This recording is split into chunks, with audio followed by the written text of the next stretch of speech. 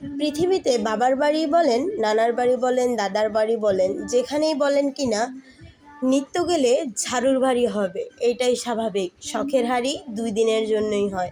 বাবার বাড়ি গিয়েছিলাম, এনেছিলাম অনেক কিছু, রাত হয়ে গিয়েছিল প্রায় 11টা, না জানি 12:30টার মতন বেজে গেছিলো। আমি ঘড়ির টাইম দেখি নাই, কিন্তু যখন ঘড়ির টাইম দেখেছি তখন দেখি যে প্রায় 1টা বেজে গিয়েছে।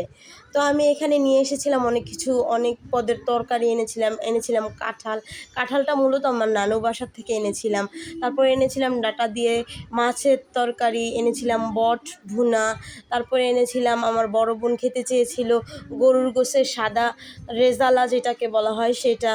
তারপরে এই তো দেখলেন, বাবার বাড়ি বলেন বা যেখানেই বলেন, আপনি প্রতিদিন যাবেন, আপনার সবাই মন থেকে উঠে যাবে। এনেছিলাম কিছু পদের ভর্তা, চুকা পাতা, তারপরে মরিচের ভর্তা, কাঁঠাল বিচি ভর্তা।